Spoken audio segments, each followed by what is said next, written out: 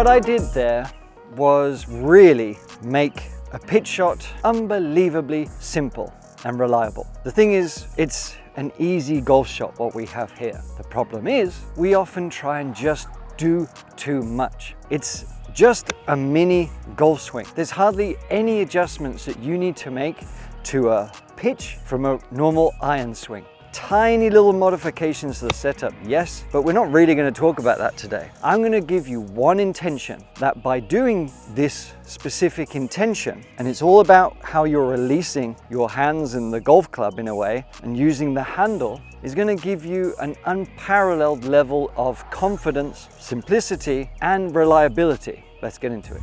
I'm not going to tell you all the things you're doing wrong. I just want to give you something easy to go and use on the course even today. With a setup with pitching, all I will say is you just want to make sure that you're balanced, you're standing a bit closer to the ball and a bit more weight on the front side. It doesn't mean your head is way ahead. You want about 60% feeling your left foot here, nice and sort of braced against it. Now, you might, more often than not, open yourself up, and that is perfectly fine. But you do have to ensure that when you pull your left foot back a little bit, you're going to not just open up the shoulders, because what happens when you do that, it basically causes you to cut across it too much. So just practice, test out how you strike it, what kind of strikes you're getting when you stand a little bit squarer, and almost have a feeling of, instead of cutting across it, you're almost going to feel like you're coming from the inside a little bit more and releasing it out that way,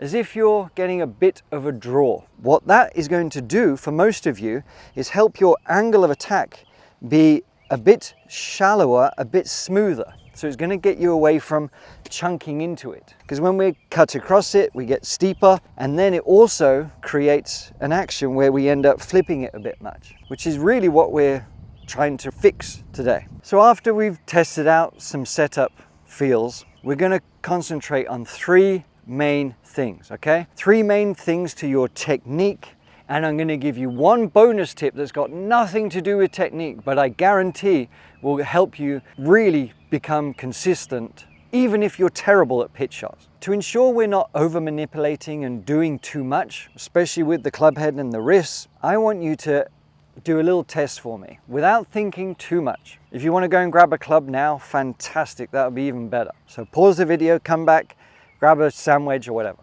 You back? Good. Take your setup, and I want you to make a backswing, just about arms more or less parallel. Because remember, even if you go to about parallel, momentum will take you a little bit further. But here's the little checkpoint to ensure that you've got a good technique that's going to help your shallow angle of attack. We're going to try and reach the club head without moving my body.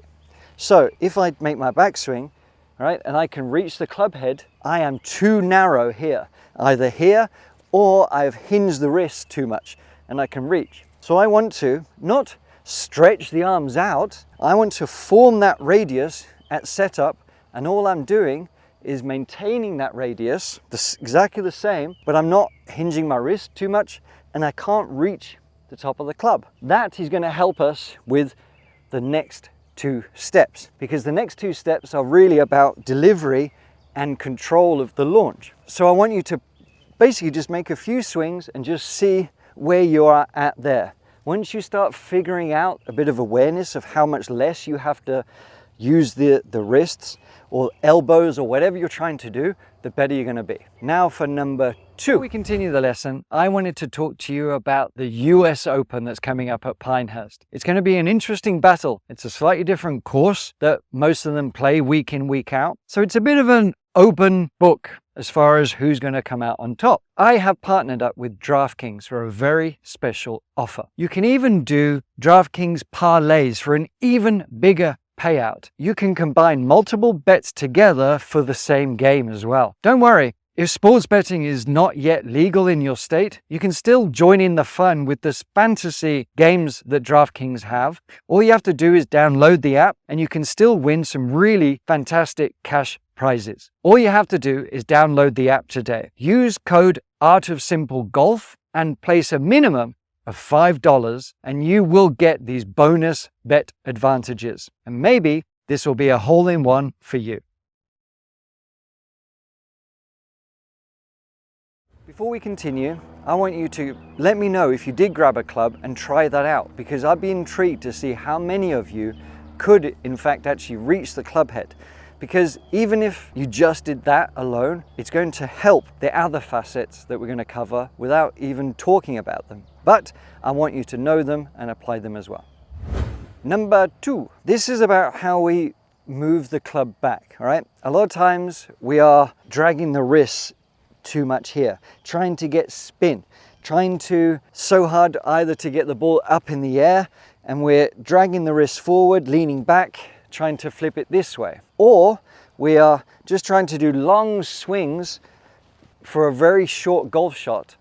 And all of these create variables in how we're delivering the club. If we've got the hands too far ahead, the club is going to stay open, okay?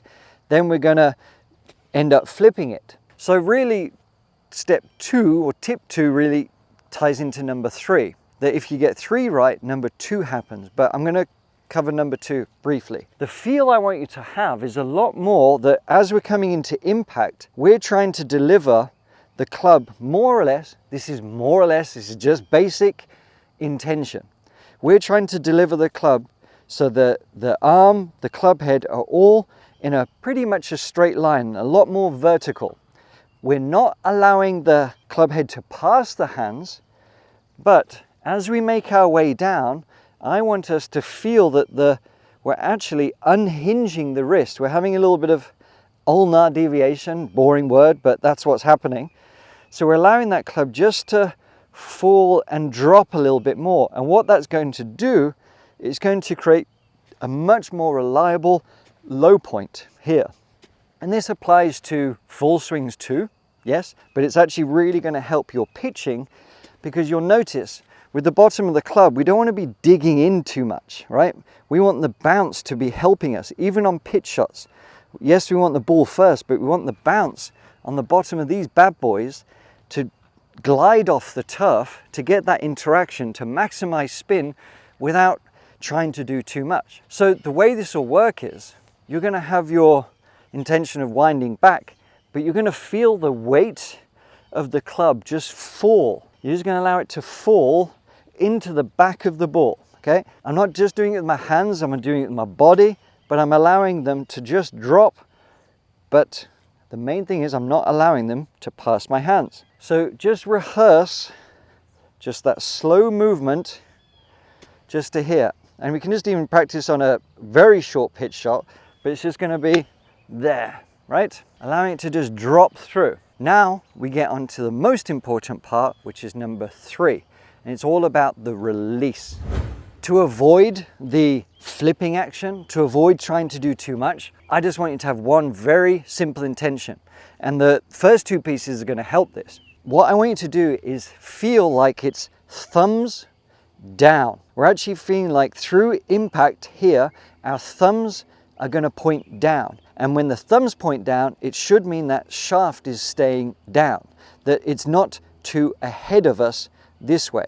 We're not flipping through and we're not too far that way. We're trying, I mean, you could say thumbs down, but I would actually rather you a little bit more this way. But that's why I said number 2 is important, because we don't want to drag the hands forward, because that's going to be very inconsistent. We want to allow the number 2 to happen, but from there we're maintaining that thumb action. We're keeping it straight here and we're rotating through to feel like we've got the thumbs down. What this does, apart from technicality reasons, is actually just going to give you a nice, confident, positive through move, because we often get focused on hitting here or worried about what's going on there or what's happening back here. To have something that is intention getting through and making sure it's not just our arms, right? This is the caveat. We don't just want the arms to go through.